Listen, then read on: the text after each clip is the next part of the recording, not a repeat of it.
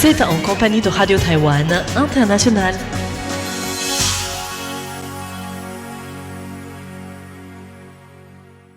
Vous êtes bien sur les ondes françaises de Radio Taïwan International.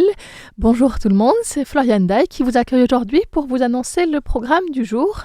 Un programme qui commencera avec le journal de l'actualité présenté par Sasa.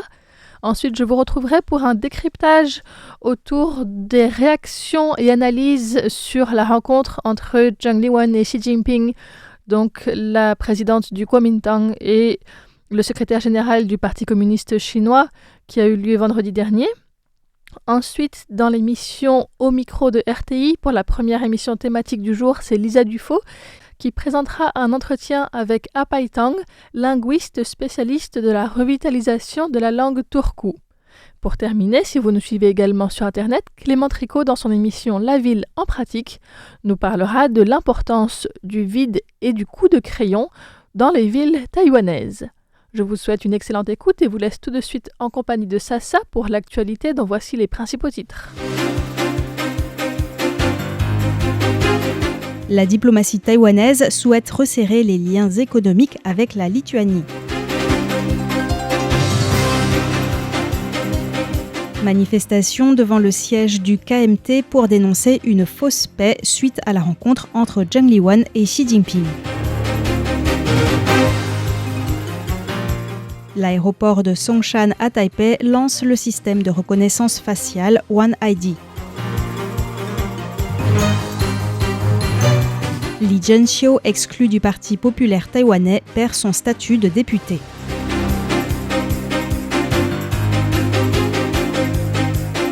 L'Association des professeurs de français de Taïwan fête ses 30 ans en organisant un congrès régional.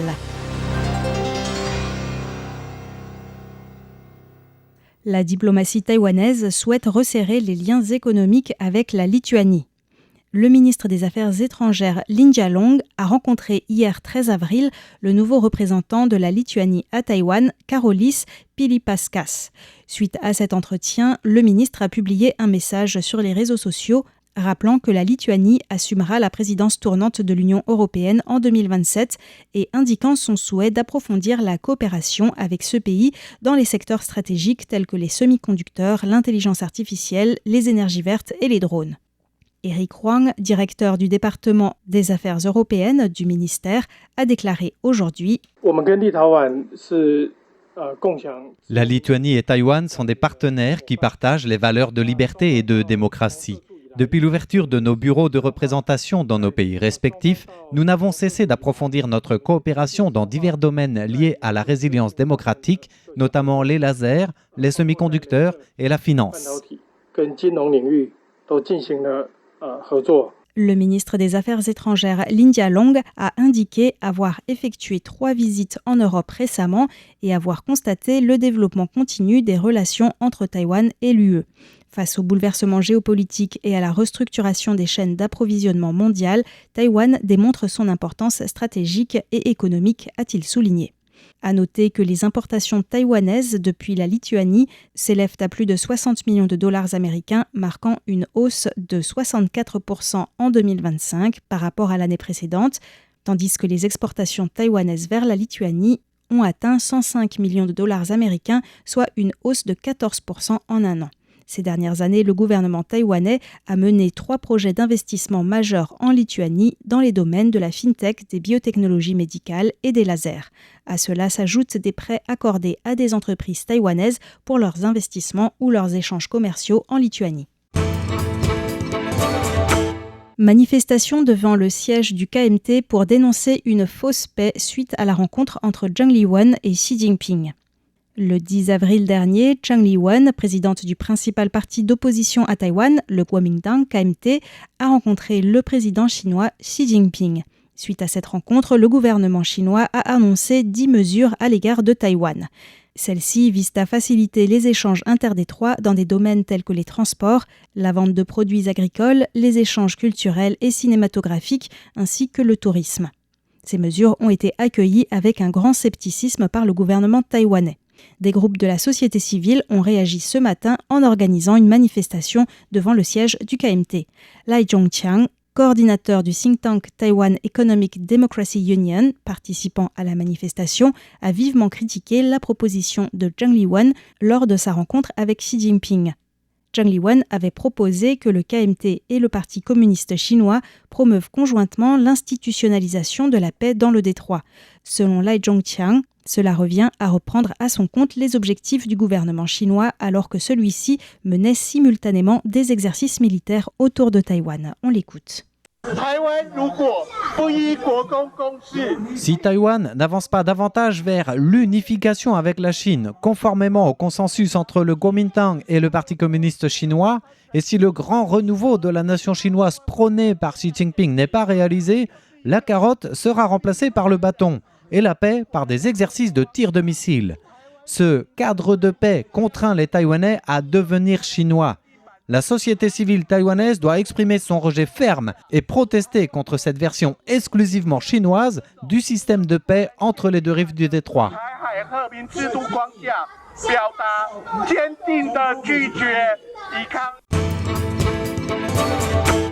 Nouvelle loi sur les services de garde d'enfants, vidéosurveillance et fortes amendes en cas de violence. Dans un contexte où de récents cas de maltraitance sur des enfants ont attiré l'attention du public, les députés d'opposition et du parti au pouvoir ont soumis une proposition de loi sur les services de garde d'enfants. Après de multiples examens, les députés de tous bords sont parvenus à un consensus et ont voté cette loi en troisième lecture aujourd'hui. Celle-ci prévoit que si le personnel chargé de la garde d'enfants se livre à des violences physiques ou mentales, à des châtiments corporels graves, à des brimades ou intimidations, ou encore à du harcèlement sexuel, il peut être condamné à une amende pouvant aller jusqu'à 600 000 $ taïwanais, 16 000 €. Le nom de la personne et de l'établissement qui l'emploie seront rendus publics.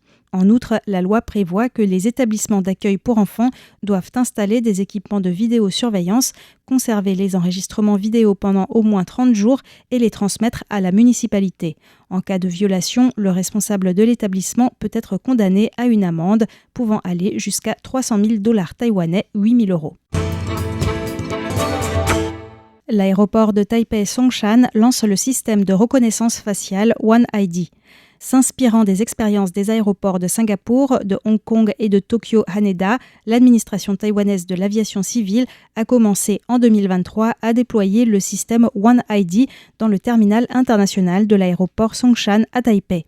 Ce service, qui intègre notamment l'enregistrement automatique des bagages et des portiques électroniques grâce à la reconnaissance faciale, a été officiellement lancé ce 14 avril après une période de tests. Le directeur de l'aéroport, Zheng Jianzhong, a déclaré que grâce à la mise en place du système One ID de reconnaissance faciale, les démarches seront plus rapides. On l'écoute.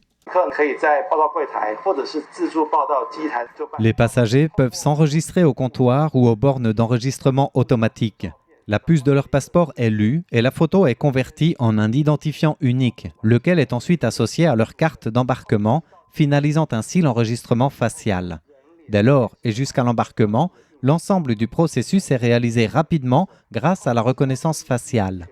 Si les passagers se sont déjà enregistrés en ligne via l'application de la compagnie aérienne, ils peuvent également s'enregistrer au portique électronique à l'entrée de la zone réglementée de l'aéroport. Hormis le contrôle de l'immigration où la présentation du passeport reste obligatoire, toutes les autres formalités pourront être effectuées par reconnaissance faciale. Ce système devrait réduire le temps d'attente des passagers de 30% et permettre de réduire de 20% le personnel en contact avec le public. Les informations concernant les passagers seront automatiquement supprimées dans les 24 heures. Le système a coûté 300 millions de $ taïwanais, soit plus de 8 millions d'euros, un montant qui sera pris en charge par les compagnies aériennes au cours des 7 prochaines années, au prorata du nombre de passagers transportés. Li Zhenxiu, exclu du Parti populaire taïwanais, perd son statut de député. Depuis quelques semaines, la députée du TPP, Li Zhenxiu, est au cœur d'une polémique sur sa nationalité. N'ayant pas obtenu de preuve d'abandon de sa nationalité chinoise d'origine, le gouvernement estimait qu'elle ne devrait pas pouvoir exercer en tant que députée une fonction qui exige, selon la loi, de n'avoir que la nationalité taïwanaise. Hier 13 avril, le comité central de révision du parti s'est réuni pour examiner son cas et a décidé de l'exclure du TPP avec effet immédiat. Elle perdra ainsi son statut de députée, n'étant pas élue d'une circonscription, mais députée élue sur la liste du parti. La déclaration du comité central de révision mentionne comme raison de cette exclusion de nombreuses déclarations et actions ayant gravement nui à la réputation du parti, des manquements répétés aux obligations, un manque de respect pour la fonction publique et la confiance des électeurs, notamment parce qu'elle aurait exigé une compensation financière en contrepartie de sa démission, ainsi que des violations graves de la discipline du parti et de l'éthique politique. Par ailleurs, le bureau des procureurs de Taipei a annoncé ce 14 avril avoir établi une enquête à l'encontre de Li Zhenxiu pour falsification de documents et corruption suite à plusieurs plaintes de la population. Un ancien député du DPP condamné à 16 ans de prison pour corruption.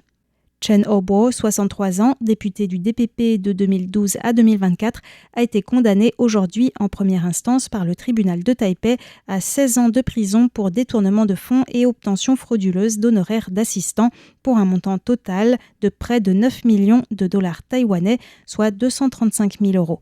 Il a aussi été privé de ses droits civiques pour une durée de 6 ans. Chen Haobo peut encore faire appel.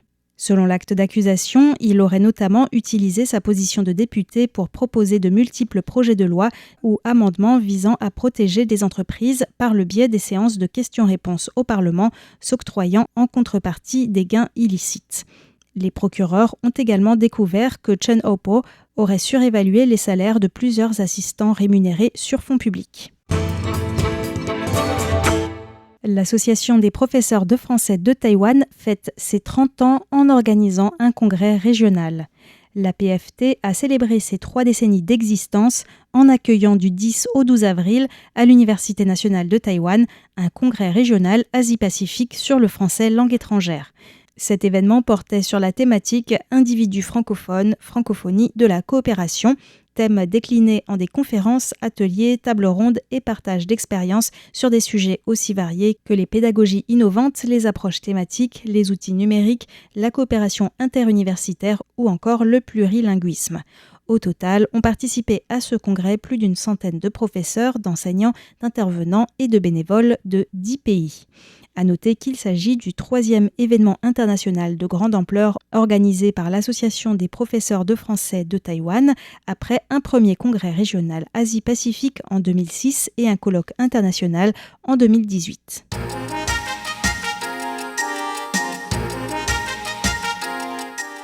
C'était le journal de l'actualité taïwanaise du mardi 14 avril 2026, présenté par Sasa.